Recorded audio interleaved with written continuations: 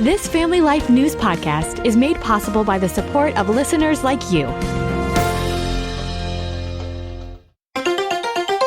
Next on the 5 o'clock report. This is one of the largest marriage fraud prosecutions in United States history. This is a horrific, tragic situation. This is a very emotional night. It is unbelievable. It's otherworldly. Now, let's go to the newsroom. From wedding bells to bail bonds. Good afternoon. Thank you very much for joining us. I'm Mark Webster. Days after a new executive order from President Trump seeking to limit birthright citizenship, the Justice Department today announcing arrests in an alleged sham marriage scheme involving Chinese citizens. This is one of the largest marriage fraud prosecutions in United States history. Attorney General Todd Blanche, who says nearly a dozen suspects arranged more than 1,000 fake marriages since 2016, paying U.S. citizens to marry Chinese nationals. Pairing foreign nationals seeking immigration status with United States citizens willing to participate and engage in a sham marriage. Blanche says the Chinese nationals would get green cards soon after the couples tied the knot, and that suspects arranged wedding venues, photographers, even social media posts to try to make everything look legitimate. Details trickling out about that elaborate ruse used to sneak President Trump out of Turkey after the recent NATO summit amid a possible Iranian threat. ABC's Jonathan Karl. The New York Times reports that U.S. officials feared the Iranians had information on Trump's whereabouts in Turkey and that they could target his plane with a surface-to-air missile. As President Trump was moved to another plane and a catering truck, the traveling press and most of his staff remained on the now decoy Air Force One, including Treasury Secretary Scott Bessent and Secretary of State Marco Rubio. Trump told reporters that when the military or Secret Service tells him what he needs to do, he does it. A familiar voice often heard speaking on Trump's behalf is departing that role. White House Press Secretary Caroline Leavitt, who recently returned from maternity leave after having her second child, says she's stepping down as press secretary at the end of the month. However, she won't leave the Trump administration entirely, staying on in an advisory role. 3 people, including a young child, killed at a Minnesota in-home daycare. Hopkins Police Chief Brent Johnson says 2 adults and the child were found dead at the scene. This is a horrific, tragic situation for any community, especially here in Hopkins, where we don't see this type of crime. It's a rarity here in Hopkins. The 2 adults said to be the owners of that daycare, the parents of the child that was killed. The adult male is believed to have been the incident's suspect.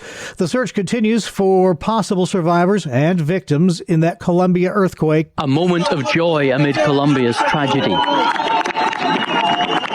This, the moment a baby is pulled to safety through a crack in a concrete wall.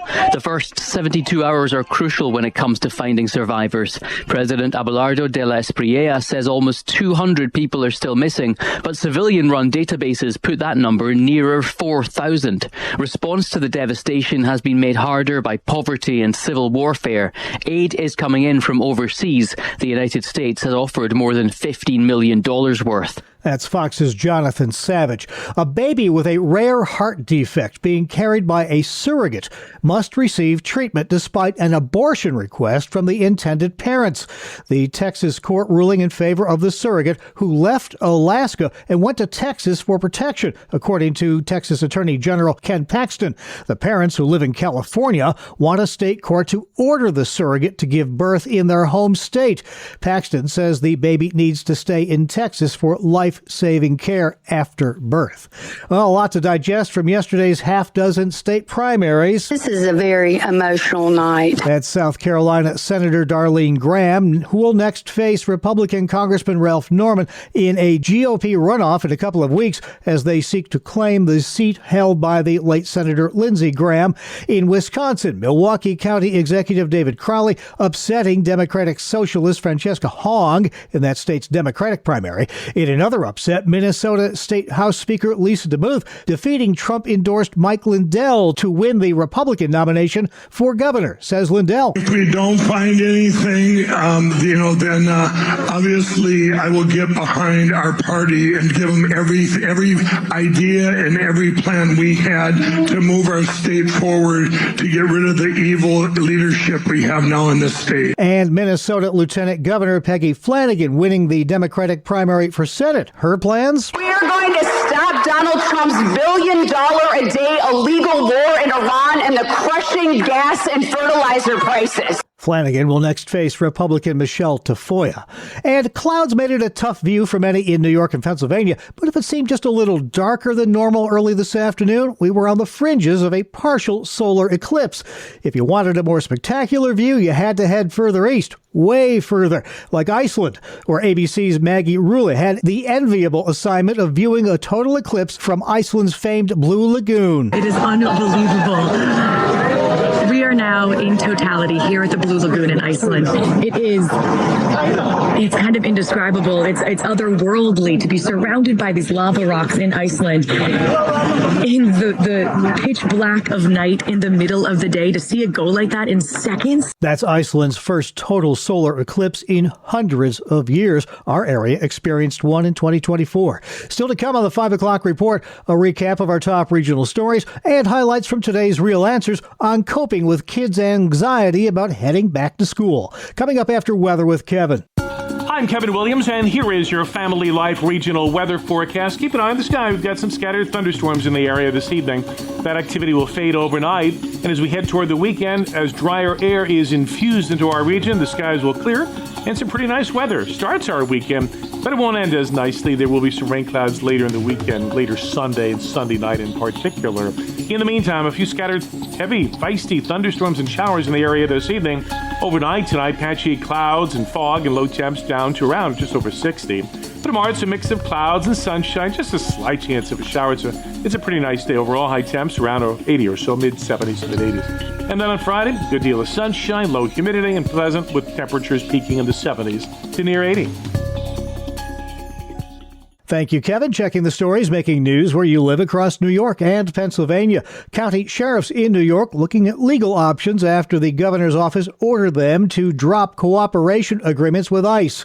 New York State Sheriff's Association says they held a meeting Tuesday on the topic. Cattaraugus County Sheriff Eric Butler openly criticizing that order. The governor likes to live by the do as I say, not as I do mentality. There will be further litigation. I will be a part of that litigation. Butler tells WGRZ he's prepared to fight back. Cattaraugus County, I believe, will stand strong for our constituents, and I won't be bullied by anybody. On July 30th, Attorney General Letitia James said she was prepared to take legal action against law enforcement agencies that don't comply. A Siena poll shows Hochul's lead over Republican challenger Bruce Blakeman shrinking. The incumbent governor leads Nassau County Executive Bruce Blakeman by 10 points, which is down from her 20-point lead from the last poll taken in June. Hochul leads on issues like affordability and housing, while there's a smaller lead when it comes to public safety and immigration.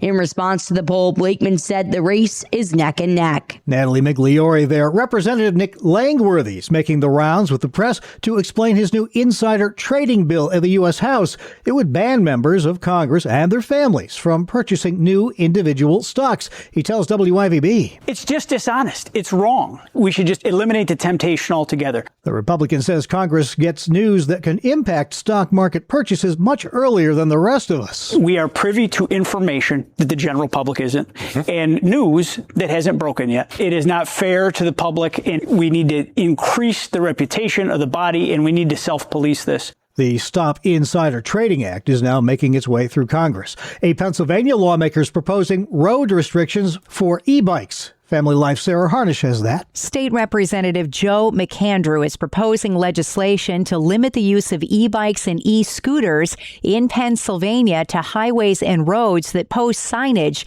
clarifying that e-bikes can be used there or that designated lanes exist. E-bikes are currently allowed on highways at a maximum speed of 20 miles per hour. The legislation would also prohibit e-scooter use on state highways and roads by anyone under 16. McAndrew says using low-speed devices on high-speed roads presents a danger to operators and drivers. He says his legislation will save lives. Sarah Harnish, Family Life League News. Thank you, Sarah. The disqualification of a Little League baseball team that was just a win away from going to Williamsport has been upheld. Little League International says a judge vacated a temporary restraining order that would have allowed the Tulsa national team to play in the Southwest Region Championship. The team was disqualified for using an ineligible player.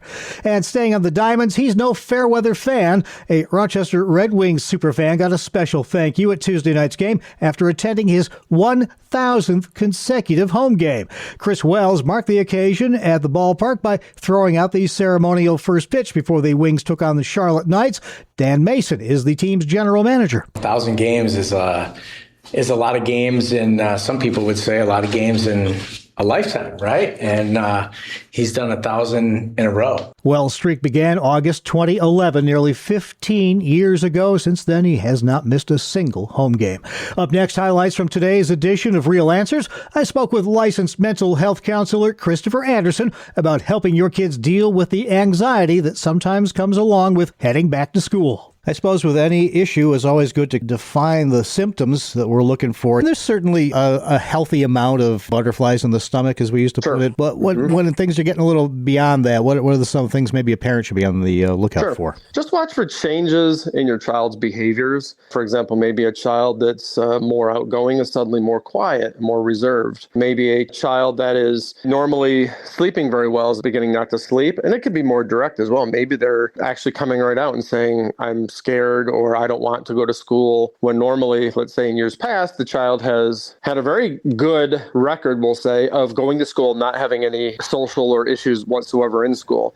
So really it's just knowing your child and knowing what these patterns are, and then looking for any changes in that. And again, it could also be, let's say a child that eats a lot is now not eating as much. So just be aware of some of these trends, because you know your child the best. You know what your child has done previously. And if your child is just beginning kindergarten or going to a new building, just really understanding that maybe they don't know what's going on or they're not really sure how to handle it. You can even ask them. You don't have to wait to say, hey, how are you feeling about going to a new school? So you can even ask them directly if you want to as well. Mm-hmm. They might have orientation days for your students where they come in as a group to meet the teacher on a specific day.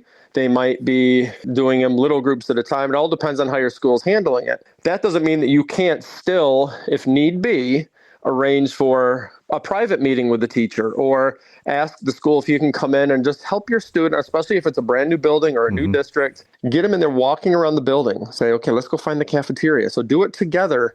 Maybe the teacher would be willing to do it with your child as well. Get them oriented to the layout of the school. Get them oriented to the main staff. For example, the principal, the nurse, the superintendent, and some of the support staff that they might see when they're in the new building, so that as soon as they get there, it's not quite so unfamiliar. They have an idea of who they're going to see, where to find things. That can make a big difference as well. And if you do have any concerns about any previous, let's say, anxiety issues or any kind of behavioral concerns or mental health concerns with your child, don't hesitate to arrange for a pre-meeting with the school's guidance counselors or the school psychologists, those folks that are there to help. Doing some of this legwork ahead of time, doing some of this proactive introduction of your child into these situations can go a long way to helping to make these transitions a lot more smooth. Highlights from today's edition of Real Answers. You can hear the entire feature and all of our Family Life original news features at Apple Podcasts, YouTube, Spotify, and FamilyLife.org. This is the 5 o'clock report on Family Life. Haggai 1:6 says, you earn wages only to put them in a purse with holes. Hi, I'm Rob West with today's Faith and Finance Minute. That's a vivid picture, isn't it? Money comes in, but it never seems to stay. The people in Haggai's day were working hard, planting much, eating and drinking, earning wages. But something was deeply out of order. They had neglected the house of the Lord while focusing on their own comfort. That can happen to us too. We can earn, spend, save, and plan, yet still feel like our financial lives are leaking purpose. That doesn't mean every purchase is wrong. God's provision is a gift to receive with gratitude. But if money only serves our comfort, we've missed its purpose. When we seek His kingdom first, our financial choices reflect His priorities. Discover the best Christian financial articles, podcasts, and videos by visiting our website, faithfi.com, or by downloading FaithFi, Faith and Finance from your app store. Thanks, Rob. Finally at 5, Katrina Blankaflor knows how to bake, as in working as a pastry chef at famed restaurants in Chicago and Las Vegas. But then she settled into home life for a while as a mother of 2, but eventually decided maybe a small bake stand in front of their house might be a nice thing, and maybe her husband Ian would build one for her. They tell WJAR. I was actually baking for us at home, and I figured that it would be nice to be able to make it for other people too. She'd been on me for a while to make this over the winter. It was all ready for a 4th of July debut when a half-baked crook stole the entire stand in the middle of the night. I look up and it's not there. I was like, oh, that's kind of weird. I had a little shock, and I was like, there's no way somebody would have taken this. He's like, the stand's gone, and I jumped out of bed, and I was like, what? The story wound up on social media, don't they always, and touched the hearts of local father and son construction duo John and Casey Adams, who then built them an identical replacement for free. Something like that, where it's not a big deal to us, is a huge deal to them. It's something we could do just to show people that people still care. You're a community, you gotta look out for each other. We weren't doing it for publicity or anything. It was more or less just throwing something good back into the world. That was all. Katrina, the baker, knows sweetness when she sees it. I was so amazed that someone we didn't even know would offer something like that. It brought tears to my eyes. A sweet ending if ever there was one. And that's the world we live in for Wednesday, August 12th, 2026. Thank you again for joining us. I'm Mark Webster, Family Life News. Thank you for listening to this Family Life News podcast. If you've been encouraged by what you've heard, please share it with others and click the subscribe button to automatically receive future episodes. Family Life is a listener-supported ministry. Podcasts like this are made possible by your financial partnership. Find out more at familylife.org.